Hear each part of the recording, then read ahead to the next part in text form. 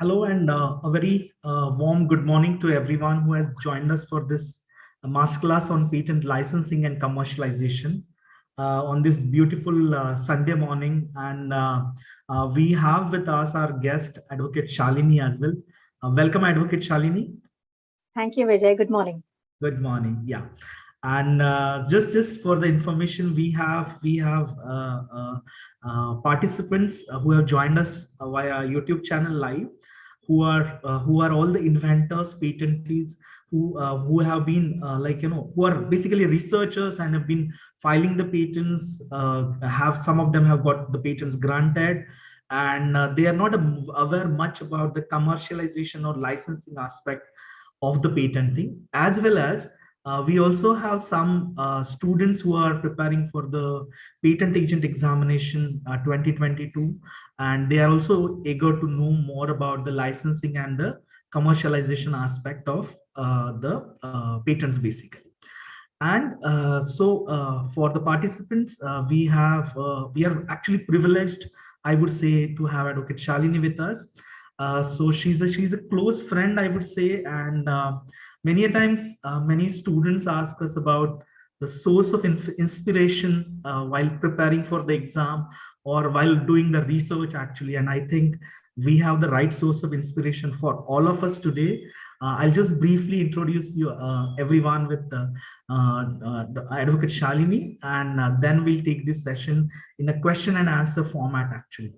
So Advocate Shalini is a double master's in physics and biophysics. She has actually got an inspirational or interesting journey, and she's a blogger as well.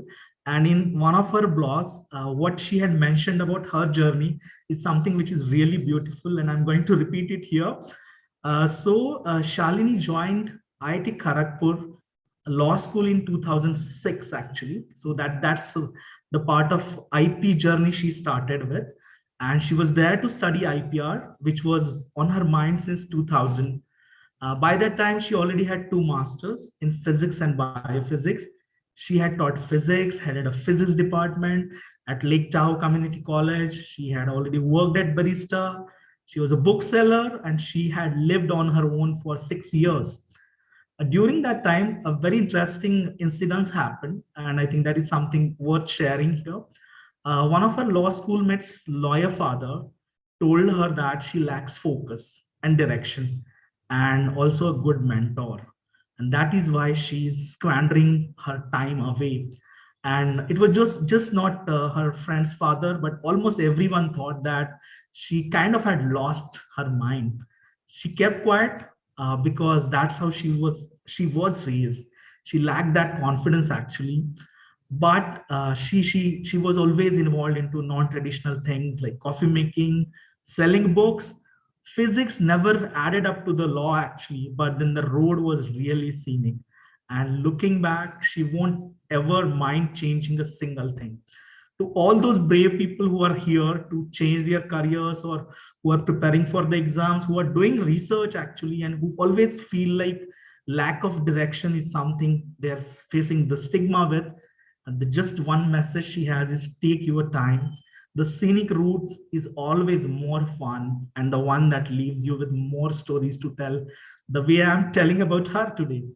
Also, currently, she's still creating stories by doing a PhD in finance because that's what she thinks is needed to complete her IPR training. The best part, she's actually doing her PhD in IPR valuation, and she has left all the noise of naysayers for far behind. So whatever they might say doesn't actually reach to her ears actually. She has moved ahead a lot, and that's the reason, I think, one of the reasons she's today with us, sharing her inspiring story as well as journey and what she's actually involved in. Beyond that, I would say she's a competitor for me. She's a patent agent, a blogger, founder and director, Patented Network, and she also runs SimSim Advisory based in Goa. And above all of that, I would say she's a great human being. And on behalf of everyone, the Pharma Literati Network, Patlex Business Solutions, We welcome you, Shalini, here, and as I mentioned, we'll start with the question answer session right away. Thank you, Vijay, for your kind words. I'm going to find one small mistake with what you said. We are not competitors. I still have a lot to learn from you. So don't call me a competitor, call me a student. Right. So what I meant to say is in terms of patent agent, basically, when we are practicing, basically, right? Okay. So to start with, Shalini, of course, I mentioned a bit about your journey. Of course, there are a lot of facets to that, but we are more keen to know about patent and network. Actually, how did it actually start? What was the thought process to start with this particular platform, and what are the different things that are involved into this? So, Vijay, it's a very interesting question. And, this thought is never something that is a one-time thing. It is something that keeps coming back to nag you over and over until you do something with it, So the journey started with when I started law school. Ocean Tomo had just started in 2006, which is a company in California, which does monetization, valuation. Now they do auctioning of patents. And, when I saw them, I saw their website and I said, you know what, this is something interesting. And time and again, I used to ask my law school, my roommates, my classmates, do you want to join in this with me?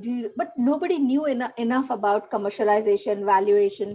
Even Google wasn't where it is now. You couldn't search and research to this extent 20 years, 15 years ago. When and also, when you're studying to be a patent agent, you're studying to be a patent associate, your mind is focused on that, like Arjuna and that arrow, the fish eye, your mind is focused on obtaining the patent. How do I obtain this grant for my client? We do not think from the client's perspective, what is the next step? And the client is not thinking either, because, he's caught up with his day-to-day running of his business and his R&D and so on. But what happens when the patent is granted? So this is what I faced, where my clients, once we started getting patents granted, I started off on my own and we started getting patents granted. People started coming back to me and saying, "Ab isko aage kaise badhaye? Where do we take this? Who's going to buy this from us? I don't have the wherewithal to run this." Or sometimes they have the wherewithal to run it, but they need someone who is going to pump in funds, or they are serial innovators and they want to move on to the next invention. So in that case, what do we do? So I started looking around. And while there are people who do this on a personal basis, there is no website that is handling all this. And I thought, shadi.com is available. Why can't we have something for patents like shadi.com? So when I started talking about this 3 years ago, people just looked at me saying, who talks about shadi patents in the same sentence? Only someone as crazy as this one who has no direction. I persisted. I kept searching. I kept researching, and there are resources, but none available in India. Meanwhile, my patent client list was growing, because the Indian Patent Office has now speeded up things. So a lot of disposals are happening really quickly. And I said, you know what, lockdown happened and I fractured my arm. I was indisposed for 6 months, so I could not do anything. I had to stay put. And that actually gave me the incentive to launch patented networks. I said, okay, now I cannot move anywhere. I cannot drive. I cannot run. I cannot cycle. I have to stay in one place. So let me start doing something with my brain. And I put together a team. I added to my qualification of becoming a certified patent valuation analyst, and we also got the website ready. I got a brilliant illustrator from another part of the world, and we hired people who want to work with us in an organic fashion rather than hiring employees. So that's how Patented Network was born, and it is fueled by the fact that 95% of the innovations of patents all through the world are lying uncommercialized. So we are sitting on this hotbed of amazing inventions, amazing things that could change our day-to-day lives. But there is, for lack of monetizing, for lack of commercializing it, we are unable to use it. So I want to change that and bring together people who have the capacity for R&D and people who have the capacity for manufacturing on the same plane, on the same page where we can have a dialogue. That is the motto of patented network. Yes. Yeah. So Shalini, when you mentioned about starting this particular platform, what are those actual features? What does the platform do? Of course, we understand when you say patent in network, it's about patents only. But then, what is the platform exactly? How does it work? How is it beneficial for the researchers? Basically, of course, on the other side, as you mentioned about Shadi.com, you are just kind of connecting the maybe the manufacturer with the patentee, but then what is there in the store for the patentee as well as the manufacturer that the platform would provide? Okay. So we are not only, I'm going to take the Shadi.com analogy a little further. And not only in the matchmaking, we find the Pandit, or whatever your religion of choice is, whoever is your officiator, we find you a Qazi, a priest, a Pandit. We arrange the wedding, we, do the event management, throw a lavish reception, and also get the marriage registered. So we do all that and wish you a happy married life. So to bring that into the patent domain, what we do is we do a due diligence of let's say an inventor comes to us with a patent that they have granted. We speak to them, we make them aware of what we do. All our costs and prices are totally transparent. We share with them our pricing. We share with them where all our input is going to be. We sign an NDA, they disclose their invention to us, they disclose their patent, we do a due diligence search, we make sure everything is up to date and so on. And we also then create an audio visual to share with our market, with the prospective buyers or licensees. We do valuation when the time comes. We try to source out sellers and buyers depending on, sometimes people come to us and say, I have a need of this technology.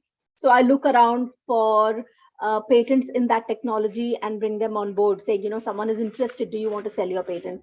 We do valuation when the time arises because we have a finance background as well on our team.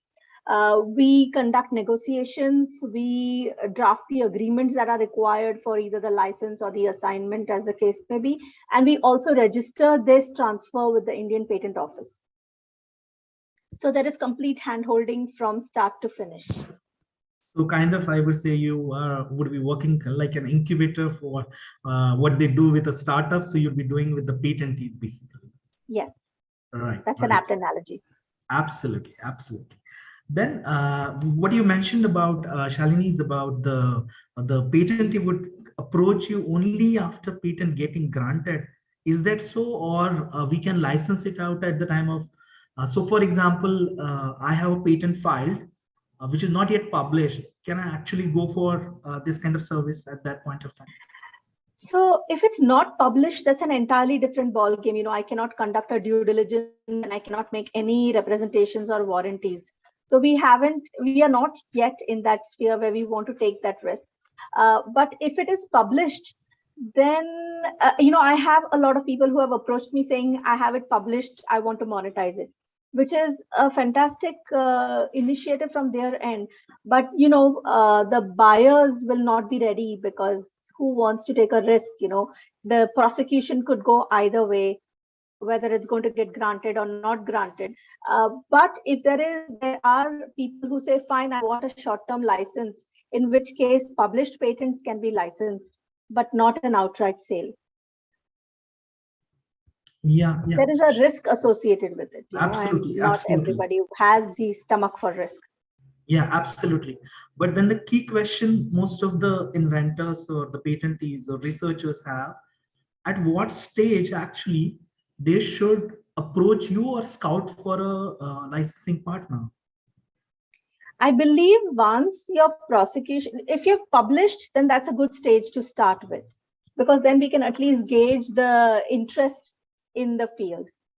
Whether we have prospective buyers, what is the technology trend at that point? Is the technology moving towards more pharma? Like when COVID hit, everyone started gearing towards pharma related patents, COVID related patents. Once COVID goes away and war starts, then we start going into safety and security, that kind of trend.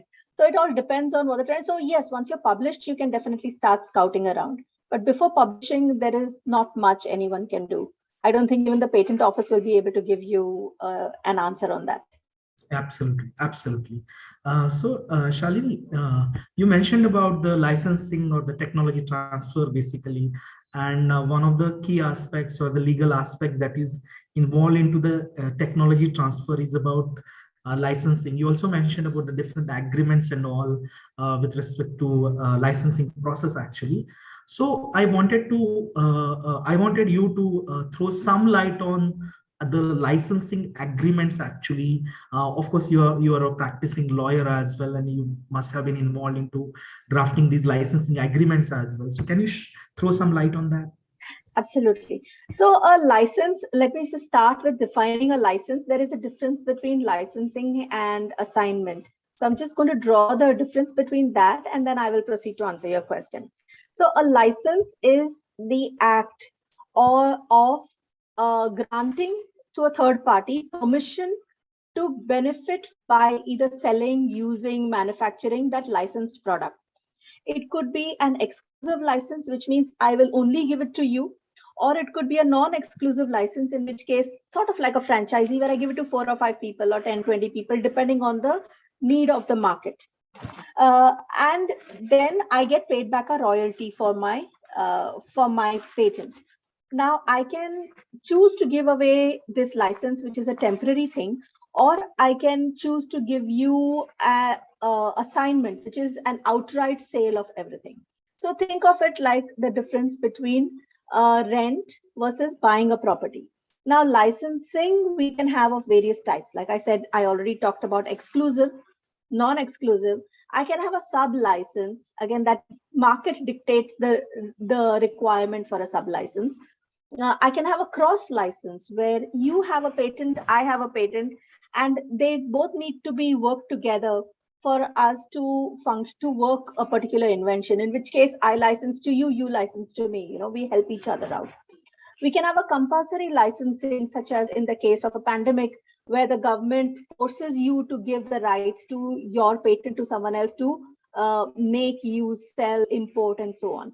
So there are different kinds of licensing, and we are going to talk about the general factors that go into a licensing agreement.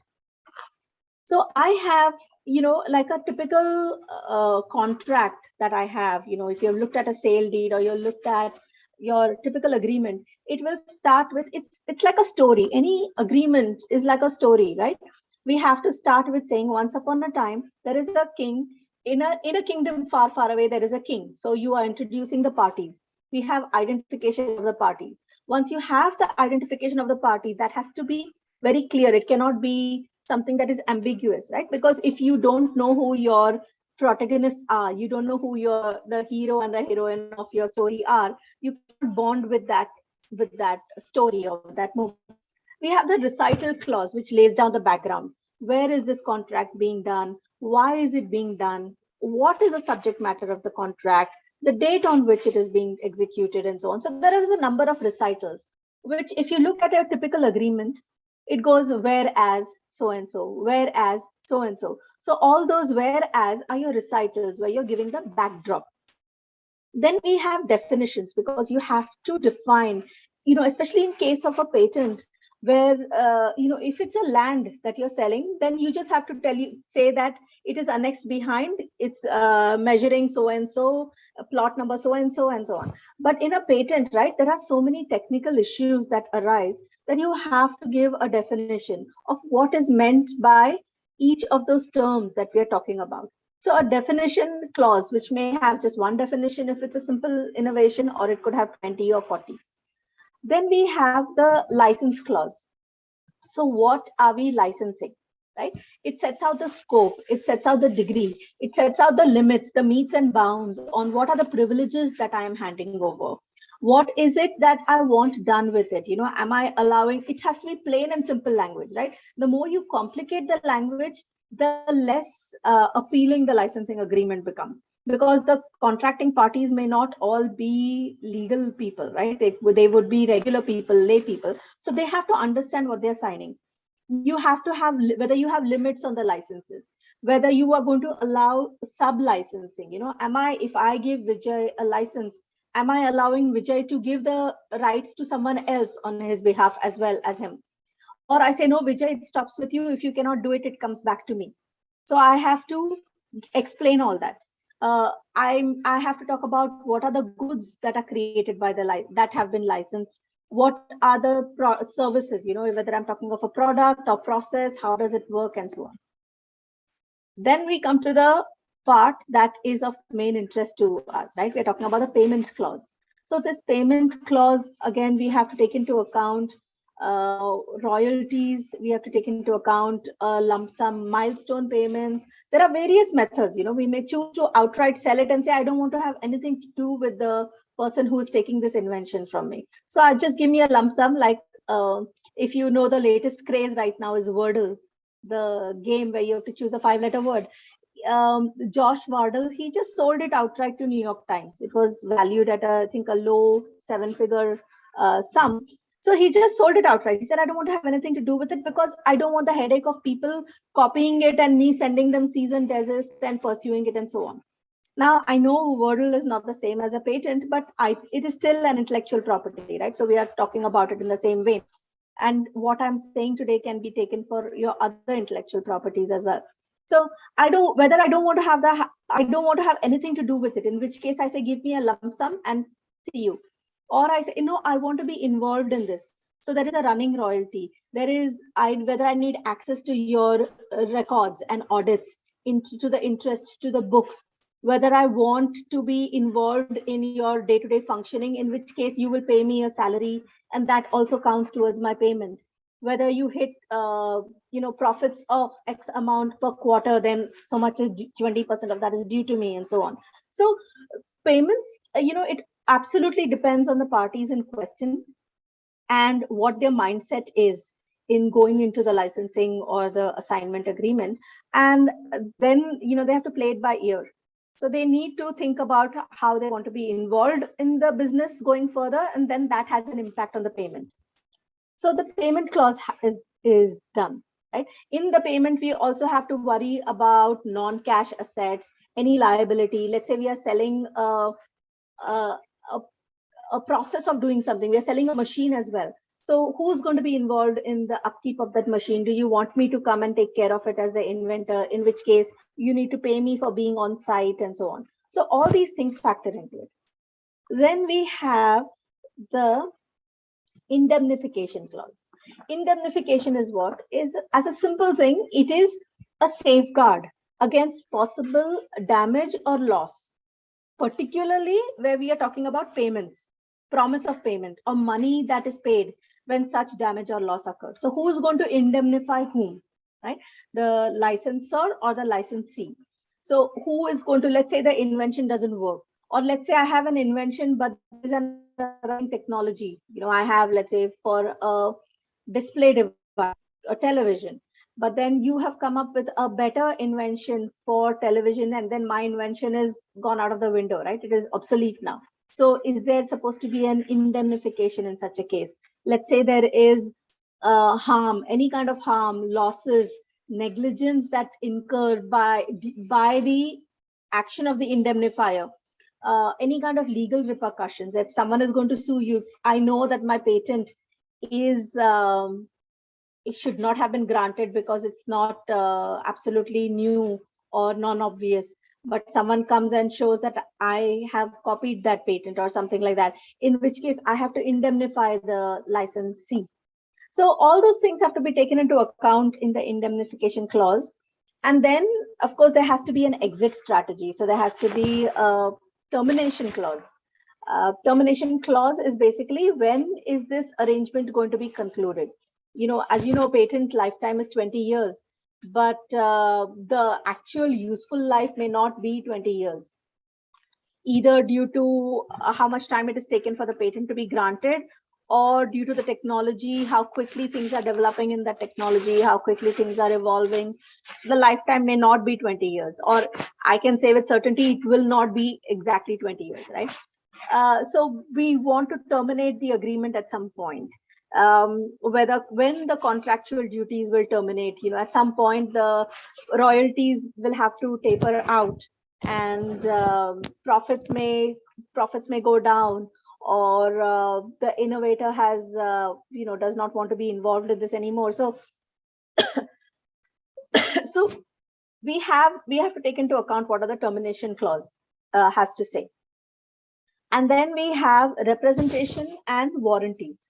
So here, like any other contract, any other agreement, each party is agreeing to do something. They represent that this is in good faith. This is a statement of truth that I'm representing such and such a thing. It's kind of like a declaration of a fact that already exists. That's all that is. And they're warranting something. When you buy an appliance, you get a warranty card and a guarantee card. So it is that how long it is an obligation or a condition that as claimed or as promised in relation to the technical subject matter associated with this patent, and the arrangements that we have set forth.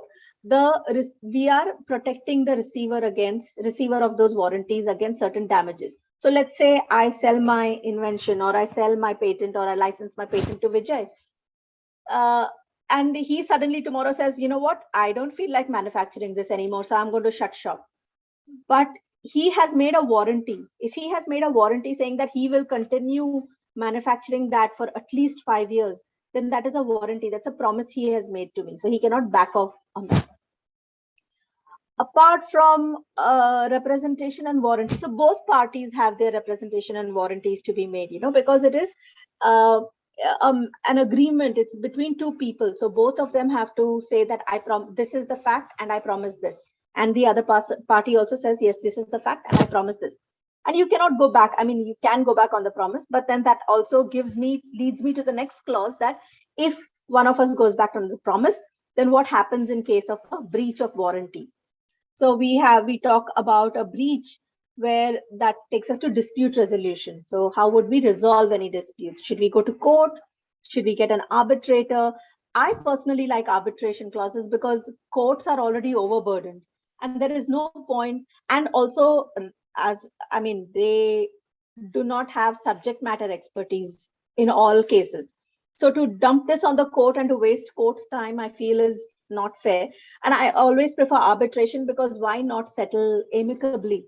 We've entered into it on a good day. So when we exit also, let's try to make it a little amicable and not anything bitter, We have assignment clauses. What happens when statutory duties, privileges, rights, if they can be shifted from one party to another. So let's say I am licensing it out to Vijay, and tomorrow Vijay, for some reason, wants to go into a different business and he wants to not be manufacturing this anymore. He should have the right to assign it to someone. Or I say, no, don't assign it, give it back to me. So we have to make provision for that. Because I always like to tell my clients, Vijay, is that, we draft all these day when everyone is excited about the prospect of entering into a new business, of doing something exciting and launching something new.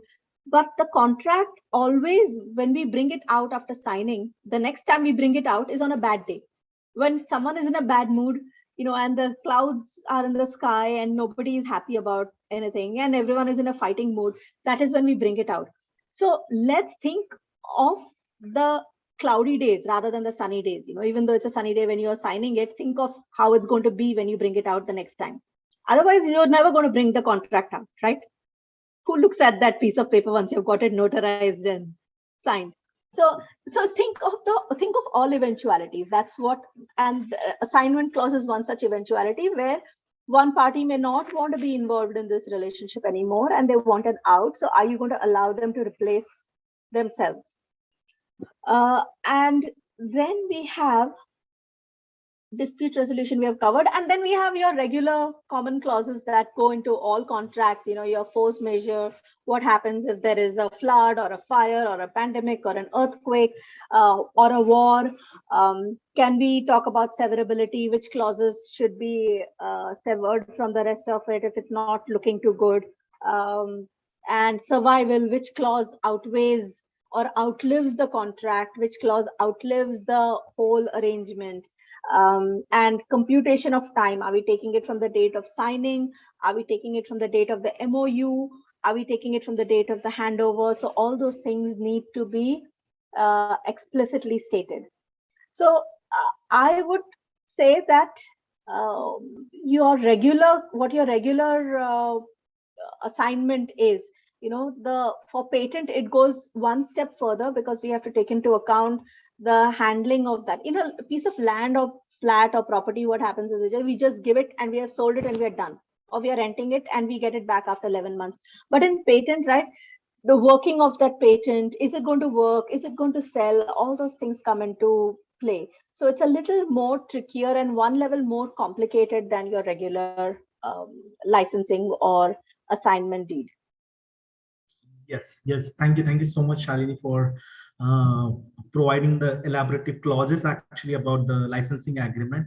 I could relate to three things, I would say. One was the what you mentioned about the story, actually, like, when you write draft an agreement, basically it should be in the form of a story, actually. And I remember while doing the patent agent exam preparation classes, I always told my students to write a patent draft in a story format, so that at least the examiner or whoever is reading actually should be in a position to understand it effectively. It should be interesting enough as well, and it should of course see the day of light in terms of grant as well, right? So that was one thing. And of course what you also mentioned about is the sunny days, and so that is something which was really good in terms of, I would say, any, not only the agreements, these kind of agreements, but any kind of partnerships or collaborations.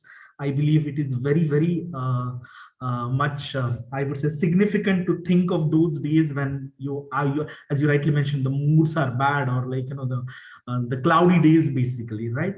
So I have one question about the licensing agreements, but before that, I would like to take some questions which are asked by the audience, actually. So we have Dr. Arvind Mittal, who is asking about what is the difference between transmission of a patent and licensing. So I believe, and transmission, does it differ from assignment? See, this is something that, when we are in law school, we spend hours and hours on assignment versus transmission. So transmission actually comes more into play when we are talking about trademarks and copyrights. So in assignment, right, there's a change of ownership. I'm giving you the complete package, and I'm not going to claim any rights back. But in case of transmission, you can think of it as transmission and licensing being one and the same thing, where I'm giving you part of the rights, but I'm holding the original thing close to myself. So we don't use the term transmission in patents, we use the term licensing in patents. But when we are talking of trademarks and copyrights, we use transmission because the original owner continues to use the trademark or the copyright for his own personal benefit, while also giving some of the rights to, let's say, a publisher or to another business owner, to a franchisee or something. Yeah, we have Mr. Vikrant Agarwal asking about a bit different question here. As 95% patents are unutilized, as you mentioned in the initial talk, actually, then are these patents revoked after certain years as per Patent Act? No, they are not revoked. They remain valid until they die or they expire, because it's too much work, too much paperwork involved. And I think all our government offices are burdened in any case. So they don't revoke until and unless there is someone who makes a case to say revoke it. But who is actually going and looking at the 95%? I mean, I am, because I'm interested. I have a selfish motive in it, right? But I don't think anyone is looking at going to revoke these. They just lie there. And that's what we want to change, right? Yeah. So to put Vikrant correctly, probably many of these patents gets lapsed. And Vikrantji, actually, I think you need to understand the meaning of each of the term, lapsing or the revocation, because revocation is a separate proceedings under the Indian Patent Act, which need to be done now at not at the patent office, but at the court level now. So we have got this IP division of Delhi High Court, which has been created in place of IPAB now, and wherein you have to kind of revoke those patents. So it's a long process actually. We have a question from Raja Jayaraman. He has been our student actually for patent agent exam classes actually. What is sub-licensing? Okay, sub-licensing is, think of it as a younger brother and sister of the license, right? If I give Vijay a license to do something, Vijay needs some other help from some other patent holder, from some other service provider in order to work my invention. So he gives a license to someone else. So he has a license and he gives that license to someone else while also using it. So it's a sub license. So that means the other person can also do part or he has access to part or all the rights that Vijay has. That depends on what that sub-licensing agreement is. But again, that sub-license should be allowed by the original licensing agreement. If I don't allow it, if I say no sub-license allowed, then Vijay cannot license it out to anyone else. Then it ends with him. Okay. We have a question from Suchitra here, and that's an interesting one. What if a patent gets revoked or refused during the licensing or assignment period? And would you foresee this and include such a situation as a specific clause in your licensing agreement? So licensing is what we would recommend if it is in the prosecution phase, if it is published and if it is in the prosecution phase. And of course, the license would be, its extent would be to the extent of the patent being granted. If the patent is revoked, then the licensing agreement will terminate, because I don't think any party will want to continue paying royalty and continue paying fees when the subject matter itself does not exist. So the subject matter being alive is very essential to a contract, to an agreement. I'm sorry, could you repeat the second part of the question? To the assignment, right? An assignment would happen when we have the patent that is granted. So yes, we would want to include such a clause that if there are opposition proceedings, or if the patent suddenly is, someone files a case and the patent is found infringing, or it is revoked, or it is they are made to abandon it for whatever reason, then in that case, we would talk about how the rights would flow, right? How benefits would flow from each of the rights. If I'm handing over my entire property to Vijay today on this day, and then anyone else who comes and tries to squat on that property or wants to stay on that property, it's not my problem. It is now Vijay's problem. So something like that would have to be included in the agreement. It depends on the parties and their intentions. I hope I answered that question to your satisfaction. Yes, absolutely. Suchitra, you can comment in the chat box, if you have any further sub questions for that. So we have been discussing again about the licensing agreement, Shalini, and as per we discussed this about section 140 giving certain restrictive conditions in the licensing agreements. Actually, can you brief us about those kind of conditions which cannot be included in a licensing agreement actually while drafting the licensing agreement? Right. So you cannot, in any case, you can't have anything that is anti-competitive in nature, right? Restrictive trade practices are not allowed in India. So so you cannot have, I think Vijay will be better suited to tell me what 140 is. I took the patent agent exam many years ago. But you cannot coerce anyone into signing over their patent to you. You cannot have anything anti-competitive saying that this cannot be done, that cannot be done. So this entire agreement, right, while it should comply with what the patent is and what the technology is and with the Patents Act, it should also comply with what are the requirements of the Contract Act. So whatever is not allowed under the Contracts Act should be taken into account, right? That is the overarching legislation that should be paid attention to. Did I answer that to your satisfaction? Yes, absolutely. And just for everyone's understanding, Section 140 of Indian Patent Act is about avoidance of certain restrictive conditions, and as you rightly mentioned, about the anti-competitive clauses that cannot be actually included in the licensing agreement act. Okay, we have this one comment from Dr. Arvind Mittal, who had asked about the difference between assignment and transmission.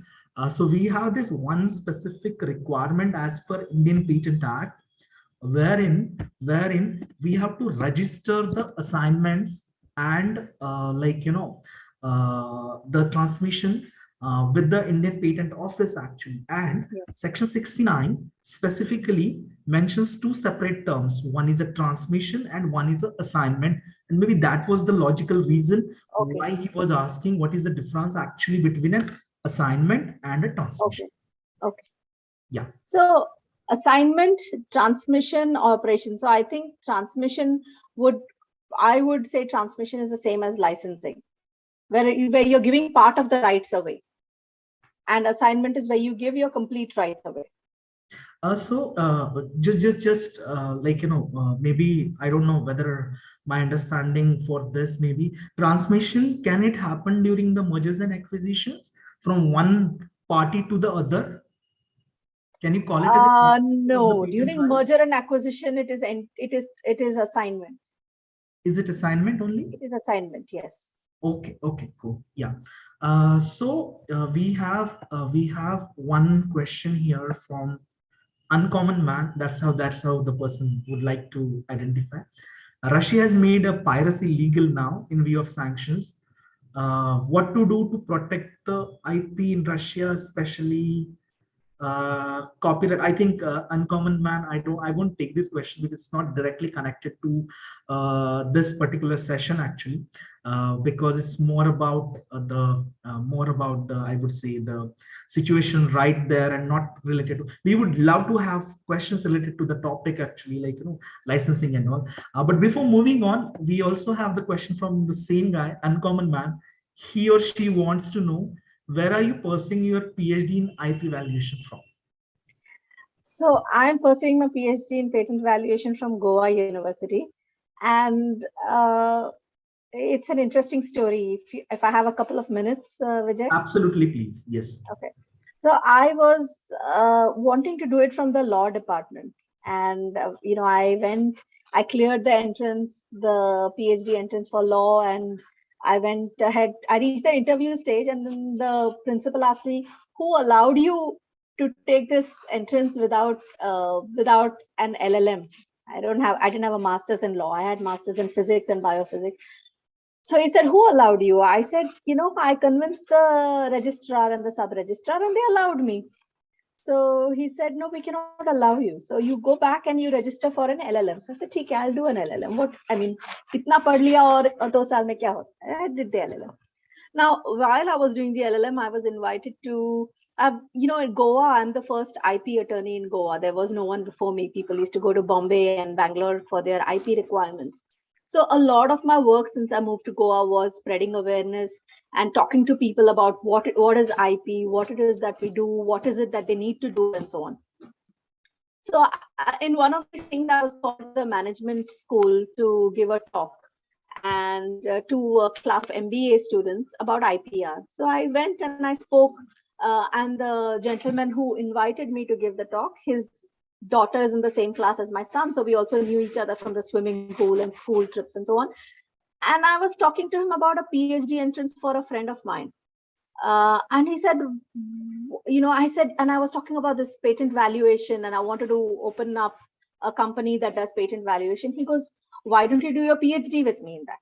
And I said, I don't have an MBA. And now at this point, I don't want to do an MBA. I already spent 2 years doing another degree. Plus finance, MBA, I'm the finance department. There's no way I'm going to clear the entrance test.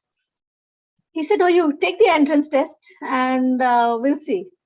So I took the entrance test with zero knowledge in MBA and finance related topics. And I cleared it. And I started my MBA. So I'm the first person who is doing something in the finance department and learning finance at the same time. And it's an incredible journey, extremely crazy hours, but my advisor has been very kind enough to allow me to pursue non-traditional modes of studying something. So I don't follow what the other other PhD students in the MBA in the management school are following. He gives me enough freedom to do what I want to do, and it's incredible. That's great. That's great to know, Shalini. So, Shalini, you mentioned about your PhD in valuation. We would like to know more about patent valuation specifically, because most of my clients, be it from the academic universities, institutions, or SMEs, they are always fascinated with the fact that the patent got granted, and the so-called. So, if we correlate it to the movie Three Idiots, actually, so now they are Funsuk Wangdo, and someone would come and give them $1 million check. Actually, how is the valuation done? How to evaluate the IP or patent specifically in terms when it is filed or once it is granted as Okay, so valuation is one of those things that you can do on the back of your hotel restaurant napkin tissue paper. You can also do it in 10 pages of Excel sheet and have like a 50-page document. So you can go either extreme. It's an art and as well as a science. So the art is that whatever number you come up with, you can give a background story to it. And that is your, if you attach a story to it, what is all this Zomato valuation and Swiggy and all these valuations that we look at, Nika valuation. The reason is that there is a story behind it. And you have to be a good storyteller as well as you have to be a good number cruncher.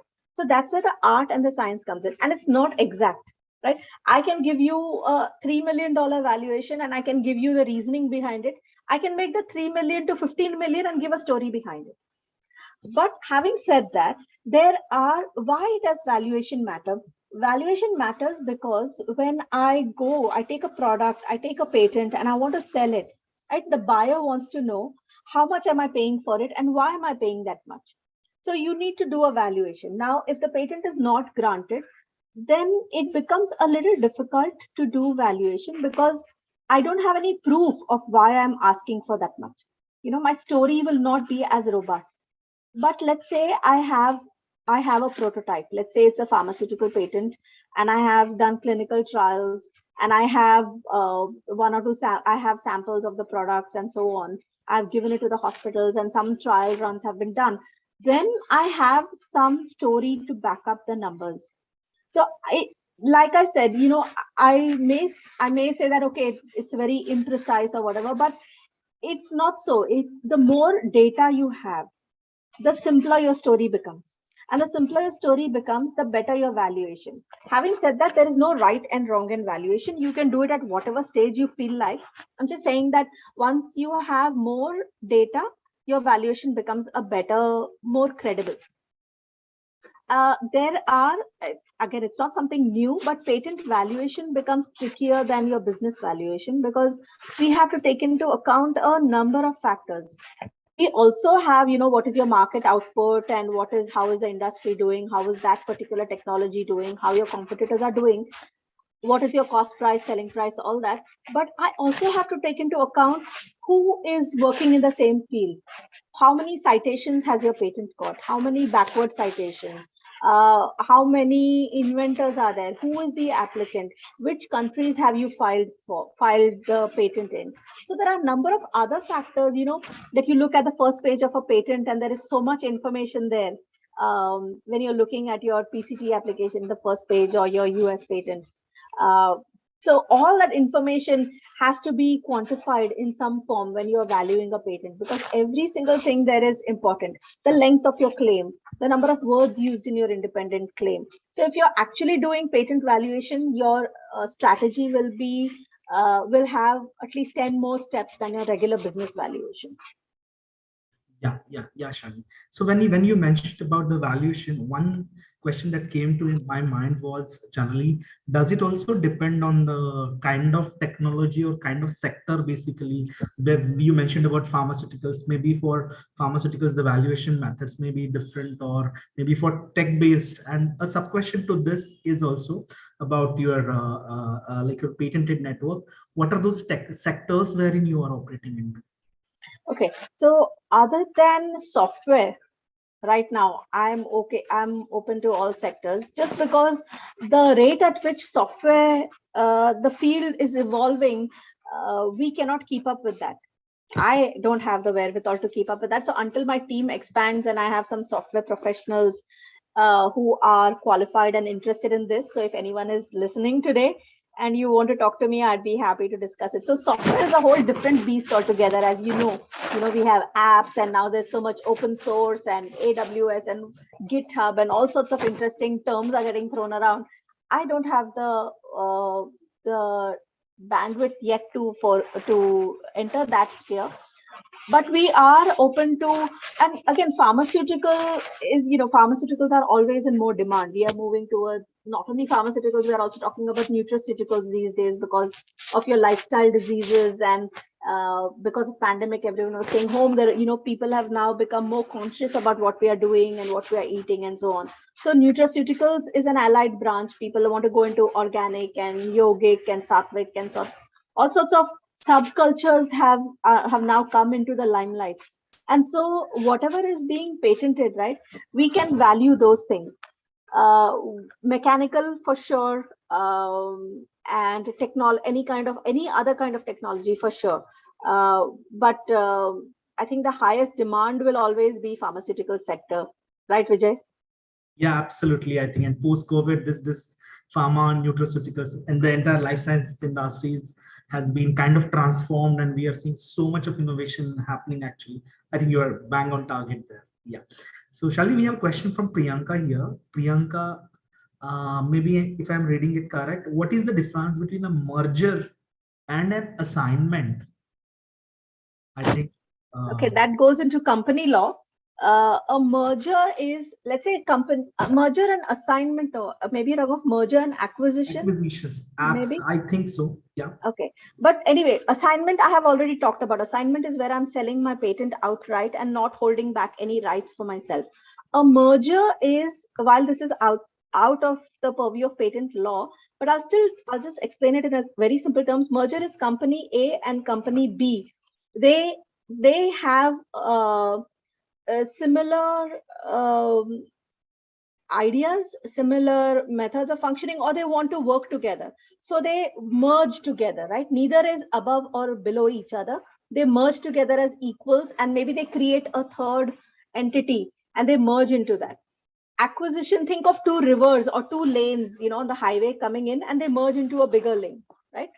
Acquisition is when there is a bigger company that says, hey, you know what, I want the smaller company. Think of it like a bigger fish eating a smaller fish and acquiring that. And in that process, it acquires all of their IP and so on. Everything gets transferred to the big company. The initial company does not remain anymore, the smaller company. Okay, it goes, it does not have a life anymore. Whereas in the case of mergers, both companies now do not have their own life. They now have a life as a bigger company. I think that is mergers versus acquisition, but you will have to read up company law and know more, because the concept is, while it sounds so simple, there is a lot of underlying nuances that go into mergers and acquisitions. Yeah, and I think that's what law is always about. So we have a question, a very fundamental question coming from Naina. As per the Patent Act, is there any restriction of licensing or assignment? Is there a restriction that it can be done only with the granted patents or even the published ones? Is there any specific restriction? I don't believe there is any specific restriction. Even you can license your published patent as well. In fact, I have done that. I have done license. I have done an assignment of an application, of a patent application, and it's been taken by the patent office on record, and we have changed the applicant's name. Absolutely, same has been followed by us as well. We have done the assignment of few of the patent applications actually from one party to other party actually. Of course, this entire process of licensing, technology transfer, what you are involved into as a patented network is a complex process, and there have been various stakeholders as such, and who may have a kind of conflict of interest, or who may be having their own agendas to push actually.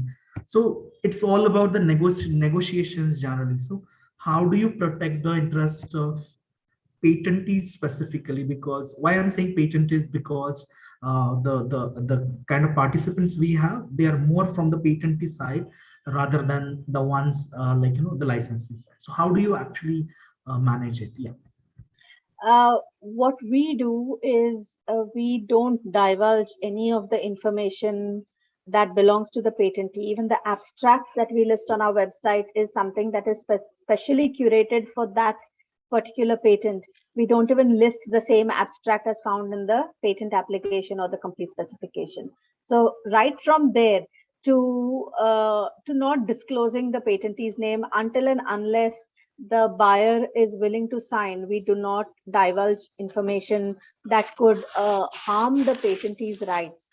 And with respect to the negotiation, whichever, as of now, look, I'll be very honest, there is no one else operating in this sphere.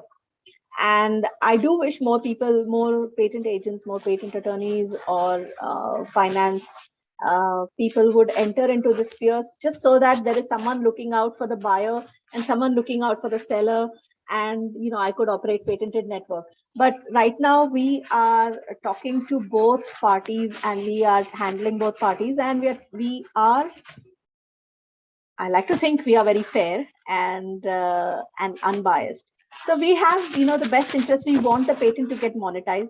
We want the patentee to get his money's worth. We want them to get their, whatever amount of time and resources, energy that they have put into their R&D. We want them to get reimbursed for that. We want them to get their true worth realized. So we do our best for that. Yes, thank you. Thank you so much, Shalini, for that wonderful entire discussion, I would say. Just to conclude with one, just a disclaimer from my end. My organization, Patlex Business Solution, is also associated with the patented network for few of the activities actually. So we are very much grateful as well as happy to be with the patented network. And Shalini, just for your information, we also have all your well-wishers, Aruna and all, who have joined us via the YouTube live as well. And just before we conclude, actually, just want to know how to approach you in case if we have any patentee over here or anyone who is interested in using your services of patented network. Yeah. I am on LinkedIn a lot these days. I'm trying to raise awareness because I believe that we are the first and right now the only people who are doing this. Of course, there are companies like CSIR and TCS which have their own personal websites where they list their own patents, but they are not into helping you negotiate or value it and so on. So it's not open for everyone. It's a take it or leave it kind of thing. I think NRDC also does that. But we are the first commercial ones doing this. So we are on LinkedIn a lot. You can find Shalini, Sitaraman, Menezes. Vijay is an excellent person to approach because Vijay and I are on WhatsApp and LinkedIn and so on. And our association, he has already talked about our association in this matter. And I think my email address can also be found on my LinkedIn page. So, I'm happy to speak to anyone, and it doesn't have to be about monetizing patents, right? Anything patent related, any patent related questions that you might have preparing for your exams. Of course, Vijay is handling it beautifully, and I've been following his lectures. But any extra perspective you need, please feel free to contact us. Thank you. Thank you so much, Shalini, and thank you everyone for joining us on this wonderful Sunday or on a sunny day, I would say. And look forward to have you, Shalini, on various platforms, as well as like it would be really helpful for all the participants as well. Thank you and have a great day ahead. Thank you. Thank you, Vijay, and thank you, participants. Enjoy your Sunday.